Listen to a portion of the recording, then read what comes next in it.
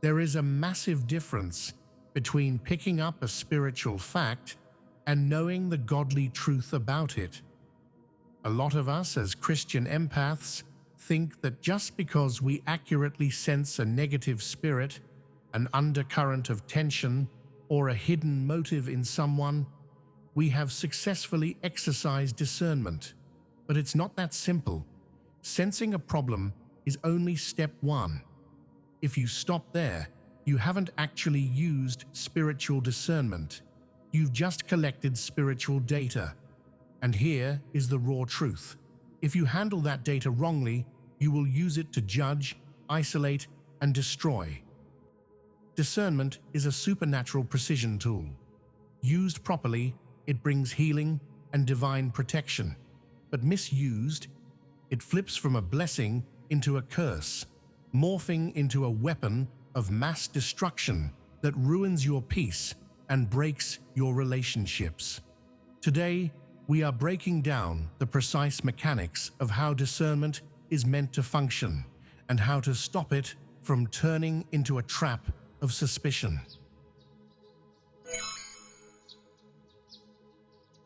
Discernment used properly. The blueprint of love. To understand how discernment can destroy, we first have to look at what it looks like when it builds up.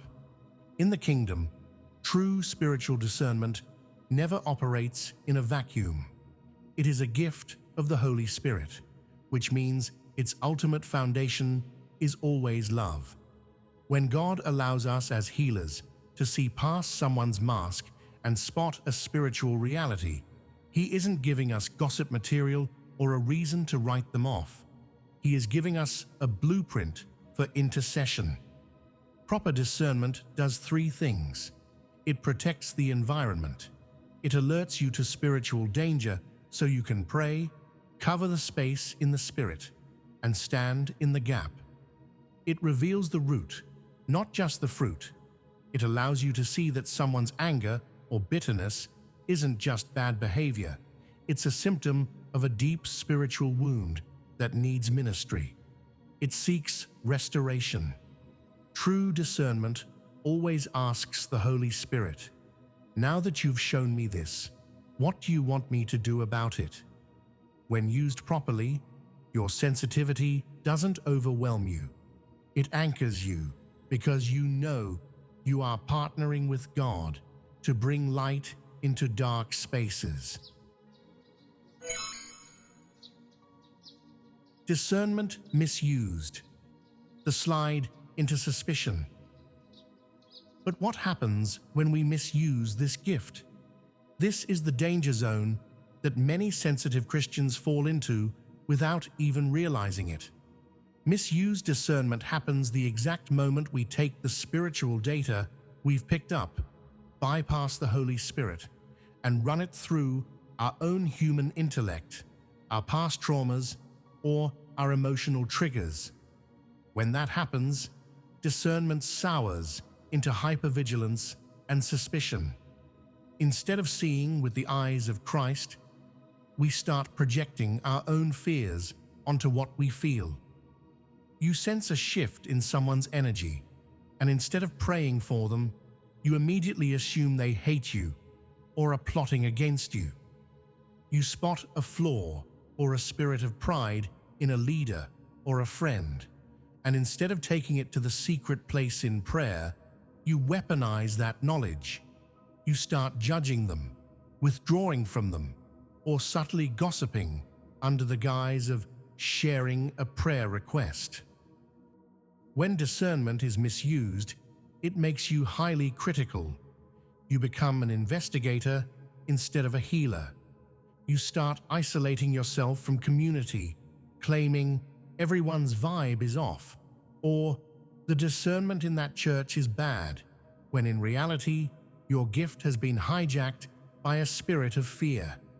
It will completely destroy your peace of mind and leave you lonely, bitter, and spiritually exhausted.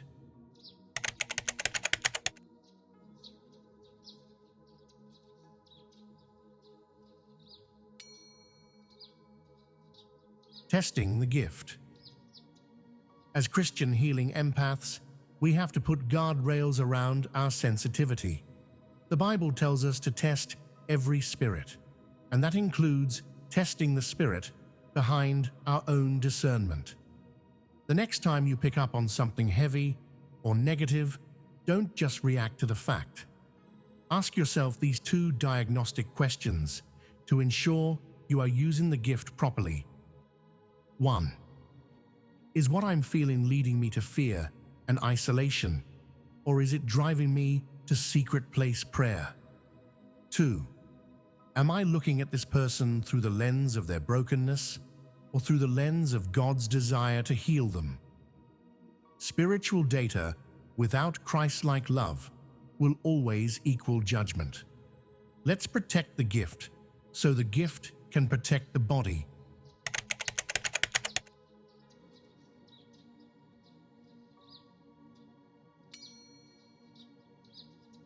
If this message resonated with you, hit the like button, subscribe for more deep dives into Christian discernment, and share your thoughts in the comments below. Keep your heart guarded and keep healing. See you in the next video.